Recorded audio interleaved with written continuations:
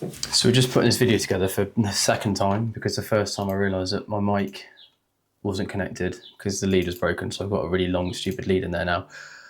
But just about to put a video up about Kanye West and Wireless Festival and actually how that conversation and what's happened there has actually had a massive impact on how social media is. And it's showcasing the kind of usership data behind it at the moment. People are in this space now where they're so acutely aware of how they're perceived online.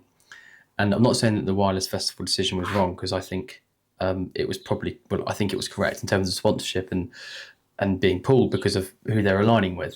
But it showcased that people are now aware of how they're perceived and how brand alignment has a massive impact on that.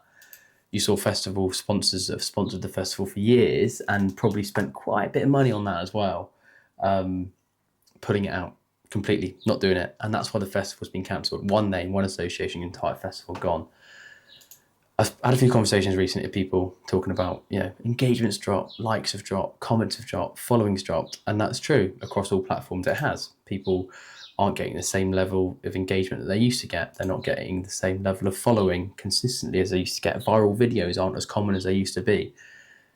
And it's not necessarily a bad thing, but it's also not completely uncommon for everybody, because ultimately what I'm seeing anyway in the space at the moment is that people are using social media, watching it, consuming it. I've seen my kind of like hold on a video has gone up. It used to be like 2 or 3 seconds. It's gone up to like sort of 5-6 seconds, which still doesn't sound like a lot, but it's going up. And I think that's because people are probably watching the video more, not engaging with it, but they want to consume the whole content. I think some of that probably has a lot to do with AI. I think people are waiting for something to happen a lot of the time. They're waiting for the quick switch for, an AI thing to come in. But I think a lot of that as well is people actually have gone back to wanting to consume content and understand what it's about. It could be my demographic, it could be people getting older, people that I'm, following and connected with and that follow me are of older demographics, so they've got a longer attention span. But I think we're seeing a shift at the moment in the online space where people want to consume content in a particular way and come into a journey and a story, and understand how people are in their own spaces to be able to connect with them on a different level. We used to connect with people like Ryanair and Duolingo because they're just funny, but now we want to know more about that. How are they funny? What makes them funny? How do they tick? How does it work on day to day? Look at behind the scenes documentaries, for example, massive thing, and actually something we saw quite big on YouTube content 2 years ago within the sport space was behind the scenes content, people wanting to see more than what they can normally be exposed to. So that's a longer form piece of content, but it also gives a realism behind it too. But I think what we're seeing is, like I say, Kanye West, going back to that kind of topic of conversation, it's a highlight of the space in terms of people understanding perception now online. We never used to see that. We didn't used to see that, if you like something, it shows that you think this. But over the past 6 years, I'd probably say, since COVID, what people align with and how they are perceived online, what they comment on, what they like, what they don't like, that has a real heavy weigh in on how they're perceived in society and day to day and how their friends perceive them.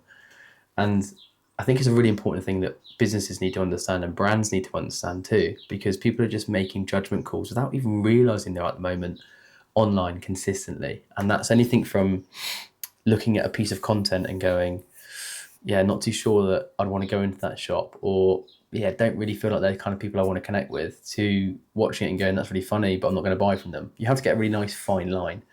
And that's why I talk to brands about content quite a bit, about, virality. Why do you want to go viral? We work with a lot of local businesses. Why do you want to go viral? Because if 1 million people walked into your shop right now, what would that perceive? So if you're trying too hard to go viral, the weird thing is, does the flip, makes people think this person's trying too hard. And then if you're trying too hard to be sort of natural, you come across unnatural. It's really hard balance to get yourself in. But the main ticket takeaway from that is that perception online has changed, and people have a further understanding now and are watching you probably closer than you actually think to see what you stand for. what you post, what you share, what you comment on, what you like, what you say, what you do. And they're making really minute decisions every day in their head online about whether they can connect with you and connect with your brand, and then whether they want to buy with it.